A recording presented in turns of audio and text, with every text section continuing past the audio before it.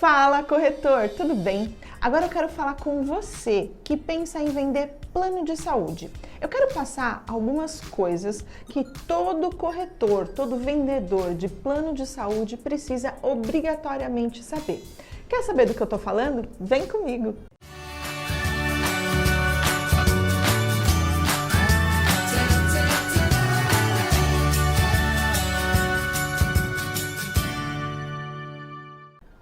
Olá, eu sou a Cláudia Simplício e agora a gente vai falar aí sobre algumas questões de plano de saúde e alguns pontos que todo corretor que trabalha com plano de saúde precisa saber. A primeira delas é em relação a coparticipação e contribuição. Você sabe o que é? Você sabe a diferença? Então vamos lá. Coparticipação é quando a empresa contrata um plano e o funcionário ele paga por atendimento. Então ele foi numa consulta, ele paga um valorzinho. Ele foi num pronto-socorro, ele paga um valorzinho.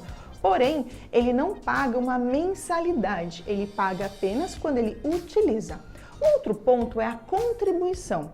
Quando há contribuição, é o funcionário pagando um percentual do valor total. Então vamos pensar que o plano total custa R$200 por funcionário.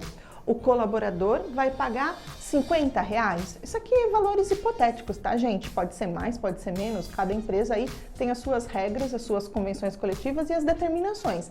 Aqui a gente está falando em apenas um percentual. Então isso é a contribuição e coparticipação. Porém, a gente tem que entender uma coisa. Sempre que eu tenho um colaborador que ele contribui com o valor dentro do produto que ele tem, a empresa tem algumas obrigatoriedades. Por exemplo, quando o funcionário é contributário, ele automaticamente passa a ter direito à continuidade do plano após se desligar da empresa. Como funciona isso? Então, o funcionário foi desligado da empresa. Vamos supor que ele trabalhou na empresa por 6 anos. Ele vai ter direito a continuar no plano de saúde da empresa por mais 2 anos. É 1/3 do valor que ele ficou, do tempo, né? Do valor do tempo. 1/3 do tempo que ele trabalhou na empresa, ele vai ter direito à continuidade no plano. Lembrando, esse tempo ele vai de 6 meses a 2 anos, a 24 meses. Então, é um ponto que o corretor precisa saber na hora de fazer a venda para a empresa. Porque ele tem que aconselhar o cliente dele da forma correta. Será que é melhor fazer com contribuição, com coparticipação, com nenhuma dessas questões? Lembrando, esse valor, quem continua pagando é o colaborador. O funcionário apenas vai ter o benefício de poder pagar o valor que uma empresa paga. Por quê? Uma pessoa física, quando vai contratar um plano, é muito mais caro. Então, o funcionário paga para a empresa paga para a operadora ou para a seguradora de saúde. Então, dessa forma, o colaborador tem direito. Isso é quando ele é contributário. Ainda nesse quesito de contribuição, existe mais um ponto que aí é bem importante a empresa saber, que é a questão da aposentadoria. Se eu tenho um funcionário que ele contribuiu por mais de 10 anos e ele veio a aposentar, ele passa a ter direito de forma vitalícia. Enquanto a empresa tiver a obrigação de plano de saúde, o funcionário também, ele custeando, ele vai ter o direito de estar no plano da empresa. E a gente sabe que uma pessoa que vai ficando mais velha, ela tende a usar mais o plano de saúde. E isso vai impactar na sinistralidade da empresa. Impactou na sinistralidade, dependendo do número de colaborador que essa empresa tem, vai impactar no reajuste que ela vai ter. A empresa vai pagar mais porque esse colaborador ficou ali de forma vitalícia. É mais um ponto que você tem que mostrar para a empresa se vale a pena ou não. Quantos colaboradores ela ali tem beirando a aposentadoria? Será que vale a pena a contribuição? Você, corretor, precisa saber e entender esses detalhes. E tudo isso, você absorve esse conhecimento tendo acesso à Lei 9656 de 98, que teve início de vigência em 99. E todo corretor que é de plano de saúde precisa, em algum momento, fazer a leitura dessa lei. Por quê? Tem muita informação relevante para você, corretor.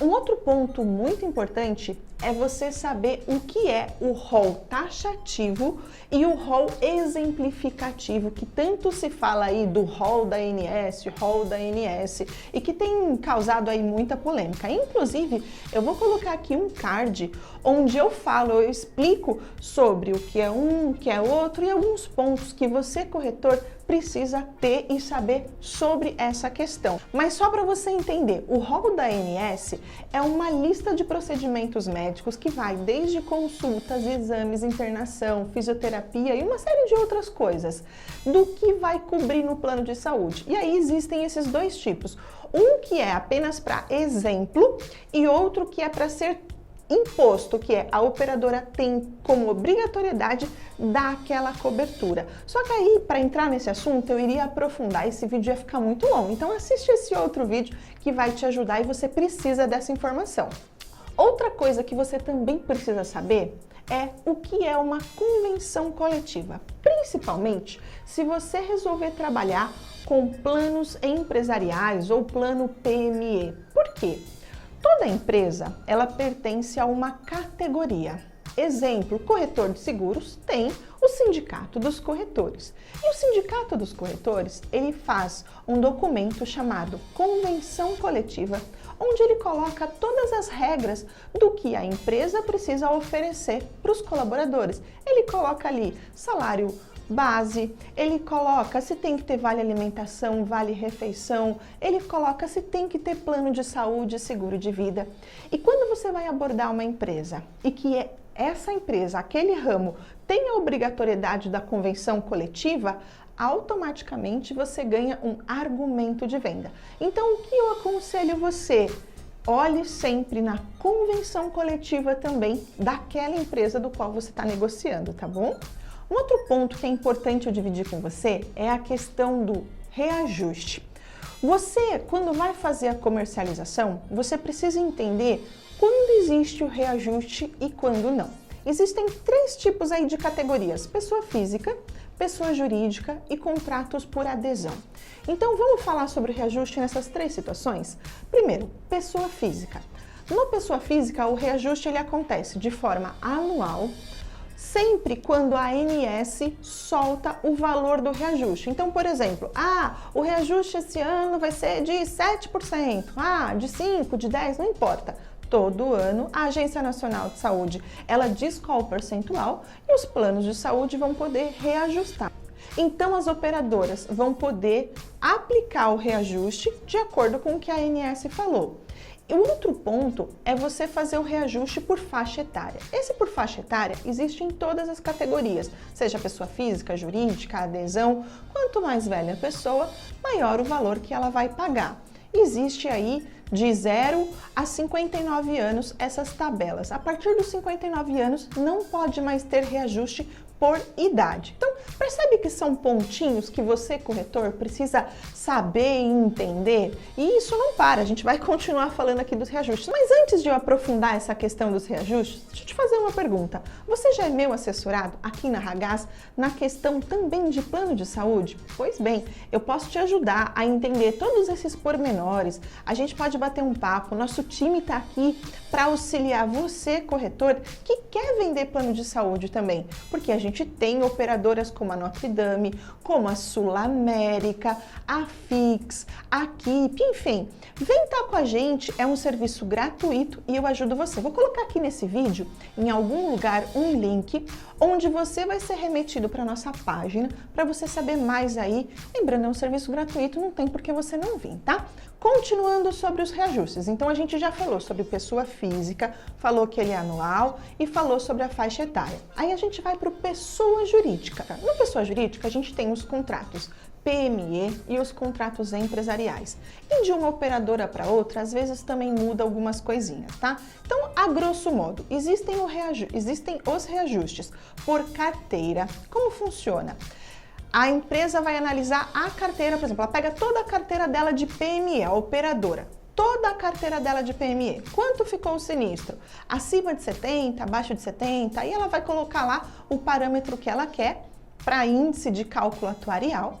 Feito o cálculo, o que ultrapassou acima, ela vai pegar e jogar no reajuste da empresa. Isso é coletivo, o mesmo percentual.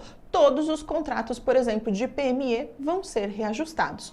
Existe também o reajuste no contrato empresarial, que aí é um reajuste por empresa. Lembra que eu falei para você? Ah, vai ficar com a pessoa de mais idade, isso pode impactar na sinistralidade? Pois bem, aqui está o exemplo.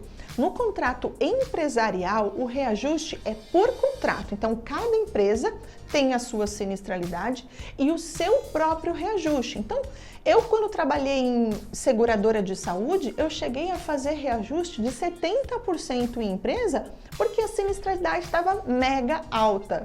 Não sei se você sabe, eu trabalhei na Porto Saúde, justamente na área de gestão de risco. E lá a gente tinha que analisar os contratos, a gente fazia aporte, fazia solicitação de aporte quando não reajuste, justamente por reajuste de sinistralidade. E o outro ponto também de reajuste na empresa, também por faixa etária, que isso em todos os tipos tem. O terceiro ponto é o reajuste para os contratos adesão. Então, existem aí vários tipos de contrato adesão, todos eles têm também o reajuste por idade, porém eles também têm o reajuste por sinistralidade por contrato. Então, se aquele contrato está com uma sinistralidade, se aquele sindicato, aquele contato está com uma sinistralidade elevada, também vai haver o reajuste, bem? E sempre lembrando, existe o reajuste da legislação, existe esses reajustes e você precisa lembrar o seu cliente que isso vai acontecer, para você não ter uma surpresa no meio do caminho, quando chegar lá no aniversário do contrato, no ano seguinte, ele vir aí com 7 pedras na mão e você perder esse cliente. Percebe, corretor? São muitos detalhes, então ter o apoio de uma assessoria ajuda você no dia a dia. Então eu estou esperando você aqui na Ragaz para a gente te ajudar a vender mais, porque dá para ganhar muito dinheiro com plano de saúde, tá bom? Para esse vídeo é isso, eu vejo você numa próxima oportunidade. Tchau, tchau!